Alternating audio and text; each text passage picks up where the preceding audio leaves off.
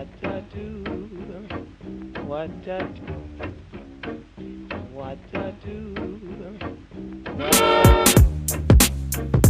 What to do? Hey stewards, this is Rebecca Powers with the Center for Natural Living. We're here in Austin, Texas during South by Southwest Week to visit Icon Home's first ever 3D printed home in the United States. Join us for this tour with CEO Jason so that we can take an inside look at this incredible innovation in home living. Hi guys, my name is Jason Ballard. Thank you guys so much for being here. 1 year and 1 week ago, we did not even know if this was possible. Because 1 year and 1 week ago, it was a week until South by and we started printing this house. And then by South by, we had completed this house largely as you see it today. And we got a lot of attention for that. I'm sure a lot of you probably first heard of a 3D printed house or maybe heard of Icon because you saw a picture of this house, you saw a video about it, or maybe read an article about it. What we've been doing since then, let me back up a little bit. My background is originally in conservation biology. I ended up in building because if you look at the world like a conservation biologist and you say, where are all these ecological and human health issues coming from? The surprising answer that none of my professors at university told me is it's coming from buildings. So buildings are the #1 user of energy by sector.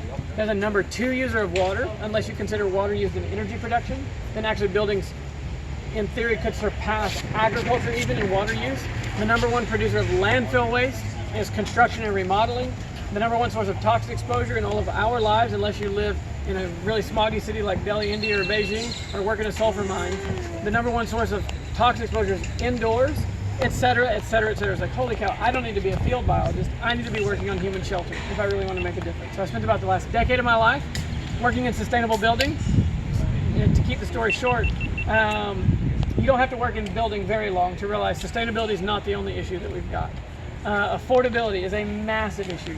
I think the average cost of a home in Austin these days is somewhere around $400,000, if not more, which means even if I gave everybody here like a 10% off voucher for houses in Austin, which is like, sort of the Oprah Winfrey, like you get a discount and you get a discount and you get a discount on the $440,000 house, congratulations, that's only $400,000 now, right? And that sort of doesn't change anything for you. It's still too affordable. So like 5% cheaper, 10% cheaper is not going to cut it. Also resiliency. So sustainability is a problem. Affordability is a problem. Resiliency. I grew up on the Texas Gulf Coast. My hometown has been destroyed by hurricanes 2 times in the last 11 years. And by destroyed, I mean my hometown had 6,000 houses. After Hurricane Ike in 2008, only 16 houses weren't destroyed. They rebuilt them with sticks and cellulose insulation and sheetrock. And then 2 years ago in Hurricane Harvey, they were all destroyed again. And right now they're rebuilding them with sticks and cellulose insulation and sheetrock, and the hurricanes are going to keep coming. And it's kind of like the doom loop. It's sad not only because people lose everything. I've watched people I love lose everything, but it totally eviscerates the community, right? Because the teachers transfer to other school districts, and the local businesses close up shop, and Gary's Cafe closed down, and the Silver Fox watering hole closed down, and so now we've got a Taco Bell and a Walmart, and what was once like this quaint coastal town is like nothing. So all this sort of added up after a decade in the industry. It's like there has got to be a better way to build homes.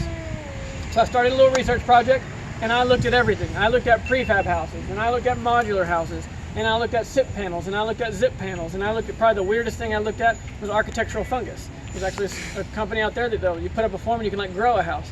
I took a pass. I don't recommend it. But when I got to 3D printing, it felt like science fiction, but on paper, it was a really interesting exercise because do I think this could be faster? I think it could be. Do I think it could be cheaper? Do I think concrete's a resilient material? Et cetera, et cetera. So it's on paper, it had possibility. It was the only thing that I looked at that even had the possibility. So I did what all entrepreneurs do. I bought every book on 3D printing off of Amazon I could find. I took a class on 3D printing at the local tech shop, and a friend and I started building a prototype in a warehouse in West Austin that somebody let us use for free. Luckily, I encountered my third co-founder a couple of years later, who was actually an engineer, who was actually working on this problem from an engineering angle. He had been around 3D printers for years and felt like it was such a cool technology. It was a shame to use them as a desktop screen to print plastic octopuses and stuff like that. He thought the real promise of the technology would be at a larger scale. And so we sort of joined up a couple of years ago and really started working really hard to deliver this technology. Not long after that, we got our first client and partner. It's a group called New Story. New Story is an amazing organization based in San Francisco. They work tirelessly to deliver housing to people in extreme poverty in the developing world.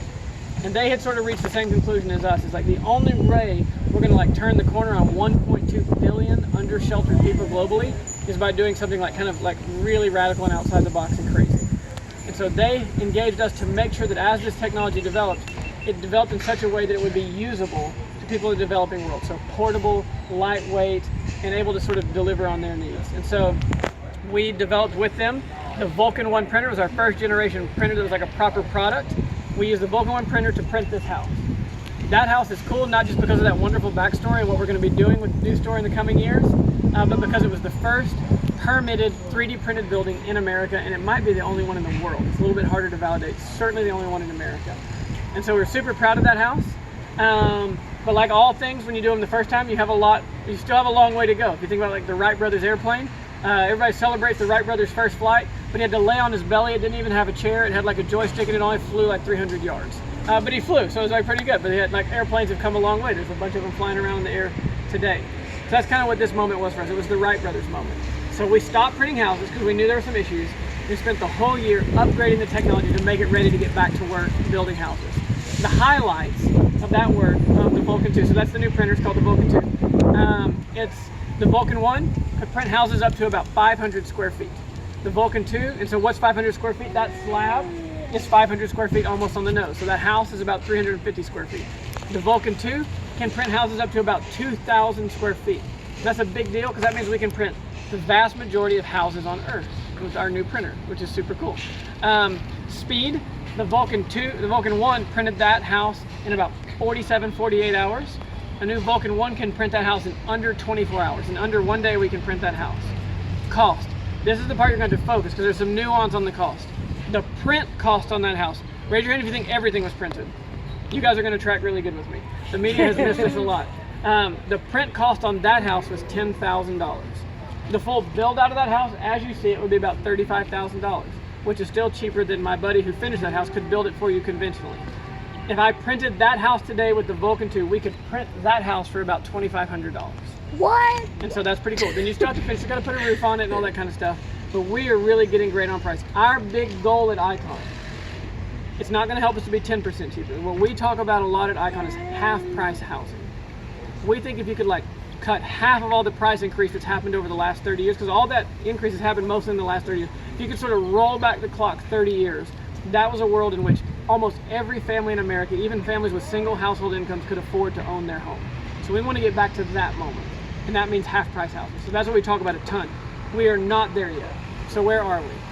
We've done a cost analysis of this house. So my buddy, Taylor Jackson, who owns this property and is a professional builder, he was nice enough to share his spreadsheets with us. It looks like right now, we're about 30% cheaper than conventional building. We did that exercise again with a 1,500 square foot house that we have not yet built, but that we plan to build this year. And it still looks like on paper, we think we're about 30% cheaper than conventional building. We will know with scientific precision later this year where we really are.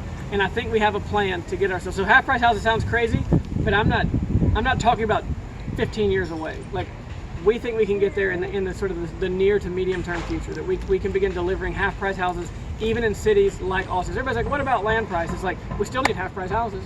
It doesn't matter what the land costs. We've got to find a way to deliver half price houses. And so that's what we're kind of hell bent on doing around here. Speed, cost, size. Why don't we go take an up close and personal look? That sound fun? And we'll talk a little bit more. All right.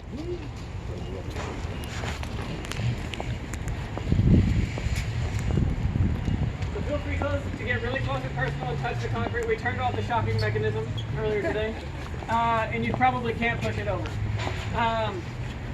So a few things to say about the concrete, or three things to say about it. Speaking of like improvements we've tried to make over the last year. So getting the concrete to behave appropriately in the first instance was really hard.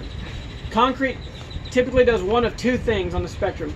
Concrete can flow really well. So like the kind of concrete you use in this foundation on the sidewalk, when you pour it, you want it to kind of flow and spread out so that you can level it, and there you've got a foundation.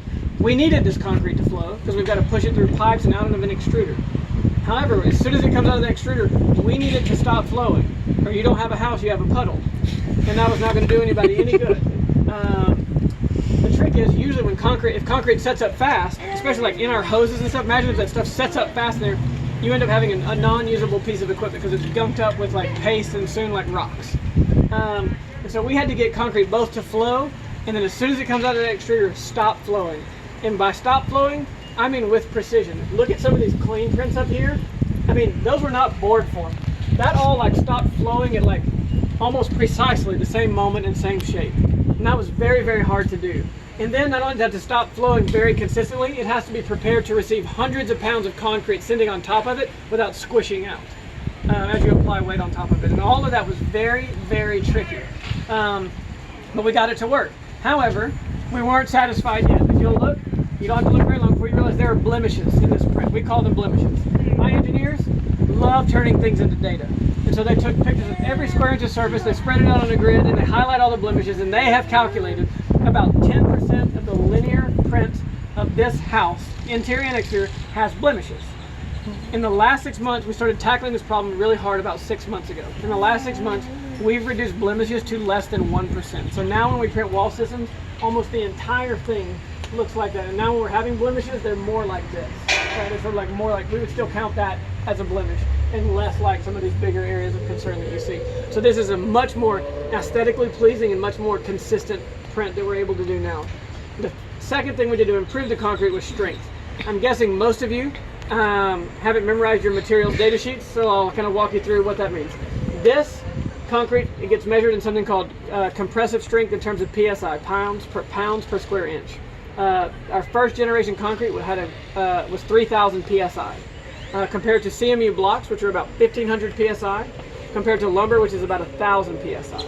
So we're about 3 times stronger than lumber. In the past year, we've improved the compressive strength to 6,000 PSI. That's probably more than we need. It turns out somebody from the Army Futures Command who's in town now came by our event, and he's like, hey, you know that means your concrete would qualify for like military landing strips. Like you could like land the big planes on that stuff. And so it's probably too strong, but it actually puts a lot of courage in us that we probably can make this work from multi-story buildings. Like it's going to be strong enough to start going more than one story, which is super cool. So yeah, the concrete works. We've made it more beautiful. We've made it stronger. A couple other things to say in our approach to construction. Concrete does not do very good in tension. So I talked about compression. It doesn't do very good in tension. And so anywhere there's tension, like above the window, we put in these lintels or header plates to bear the tension loads. Also the roof is another great example. You would not want to have a concrete roof, or the things you would have to do to support a concrete roof means that you should just go ahead and have another kind of roof. We don't print just to show off. We print things if we can do them faster, stronger, and cheaper. If we can't do it faster, stronger, and cheaper, we don't print it. That's sort of right. We're not just kind of like showing off here. We really want to solve these problems. And so it's right now the fastest, strongest, cheapest thing to do is print the shell and then do the roof and the windows and the doors kind of conventionally, if that makes sense. We think maybe we have a list of other automations we'd love to add. 2 of the big ones would be like foundations. There's no reason we couldn't pour foundation concrete out of the machine, flush it, and then start the print. With this house, the city of Oslo was like, can you guys just do something normal? Like if you want a permit, we need you guys to just do something normal. The other big thing we think we can automate one day. So right now, when we print this wall, you're getting structure, you're getting thermal envelope, you're getting interior, exterior moisture barrier, and you're getting interior, exterior finishing surface. So you've automated about 4 or 5 trades. That means you've taken the labor cost to 0, and you've replaced all those materials with one material that pound for pound is the cheapest material on earth. There's another thing we think we can automate in these wall systems, and that's the MEP, mechanical, electrical, and plumbing. So air conditioning, electrical, and plumbing. Right now the way we do it is we either come through the foundation or the ceiling if we can. If we can't, we follow code for puncturing the envelope of the CMU building. However, one of the cool things about 3D printed buildings is you can control the internal structures of things. It's really cool. And so we think the day is coming when we can print the chases and conduit for all the systems in place inside the wall. In fact, we know we can do that. What we don't know yet is how that affects the structural characteristics of the wall system. So we're going to be experimenting with that and testing that a lot in the coming year. Other fun things we have up for concrete on the docket. We would love to introduce a smoothing concrete, like where there's a smoothing apparatus that follows along the extruder and actually smooths the concrete as it prints, in case people want that kind of finish. And we're going to start experimenting with colors and dyes. We've already experimented with like a brick red and a blue, and so there's no reason we can't, experiment with a little color in our life. So I think you guys have gotten a good lesson on concrete. That sounds pretty good. Let's go inside and look at the house. Yeah.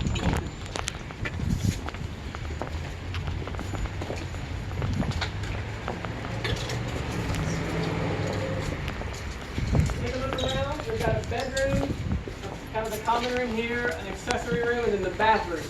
The bathroom especially is worth taking a look at because of one of the most common questions we get is, can you put different finishes on the wall? And in the bathroom we've done just that. You can put smoothing interior finishes on if you want to do that. It was originally designed to have a kitchenette. The guys who are using it now actually use it as an office, and they didn't want to lose the square footage. So, but yeah, you could certainly put a kitchen in here. And again, we can now print houses up to about 2,000 square feet, and you would have plenty of room for a kitchen. Yeah.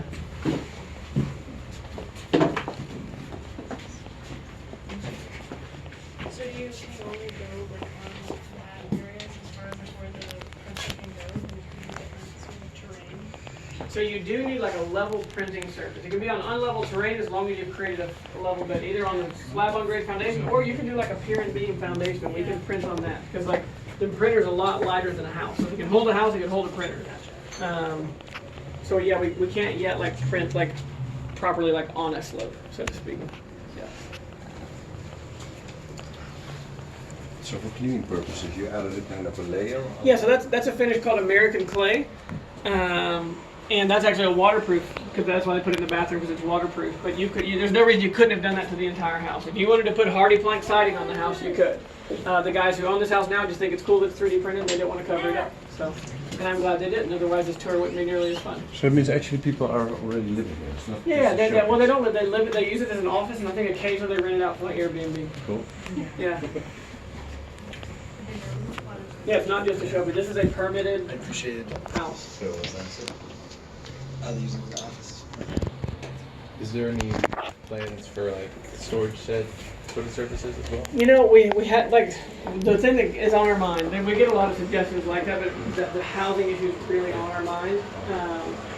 If we ever got like where we needed to like generate a lot of like auxiliary revenue quickly to help support the work, people have asked us about like benches, sheds, retaining walls, planter boxes, fire pits, like circular fire pits, and we can certainly do all those things. For the most part, that would feel like it would be like a diversion from like we want affordable, resilient housing for people. How's the insulation? Very good question. Actually, I'll let this guy get in here and close the door. So the AC is not running, and that door hasn't been closed longer than 20 minutes all day today, and it's hot and muggy. And it's like not that bad in here. There's like way more people than are supposed to be in here. There's a few things at play when you're creating what's called thermal comfort. Most people are used to talking about R value. Matter of fact, it's probably the number one thing you think about, like what's the R value? I get asked a lot. The reason we only ask about R value is because a conventional like stud frame wall system has a thermal mass of 0. So let me back up. So the R value is about 6 to 8. I don't want to like divert from your question. That still meets international building code. We believe we have a thermal equivalency wall system. With conventional wall systems, R value has to do all the work. Because thermal mass is 0. The thermal mass adds some insulative, comfort-giving effects. Have you ever been like in a stone church in an old country somewhere? In the summer, they're like cooler inside. Have you ever been in like a concrete warehouse in South Dakota or somewhere during the winter? It's toasty in there. Those buildings have an R value close to 0. They have very, very high thermal mass. And so you don't have to, with this kind of building, R value doesn't have to do everything. We believe we have a thermal equivalency wall system to code, and Austin agrees, and they gave us a permit. We last week signed a contract with a company called Positive Energy. It's a building science consultancy, and they are going to do a third-party analysis of this wall system to confirm that we have a thermal equivalency.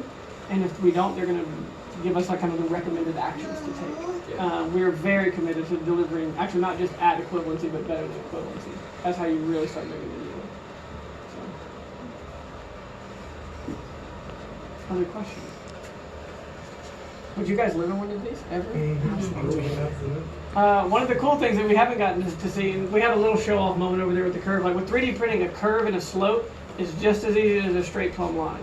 And I'm really excited for some talented architects to get a hold of that and start experimenting with that. And so we could have printed this house in the shape of a Fibonacci spiral if we wanted to, and it doesn't cost any more money.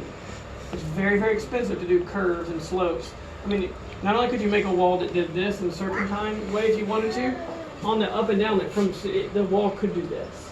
I mean, you can introduce all kinds of organic forms to the construction process that would cost millions of dollars. It costs like, no, it doesn't cost anything extra to do it with 3D printing. So I'm excited to see what kind of design opportunities the technology opens up. Is the intention to partner with design firms at all to kind of create like line of options, if you will? Yeah, so especially we have for in the works, this is, senior property? I would say it's not secret, we've talked about it a lot. We haven't launched it and shown it to the world yet, but it's behind the curtain. What we have is like, think about like an app store for home design. It's like where you're like, instead of picking out apps for your phone, you're picking out houses. You can click into them, you can stretch them, make them a little bigger. That tells you how that changes the cost. You see the price change, you're changing the size of the bedroom and the size of the bathroom. When you like it, it's like, that's the home I want. And so like Amazon has free shipping, Icon has free architecture. Because we think part of the way you get buildings to last, if we're going to build out of concrete, they need to last a long time.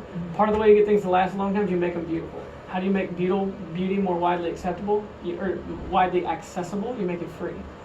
And so we think we will have the home design will be 3 minutes. I'm going to get the hook in a second, guys. Sorry. We will make architecture and like good design free. That's part of like the way you engage with this technology. What to do? What to do? What to do?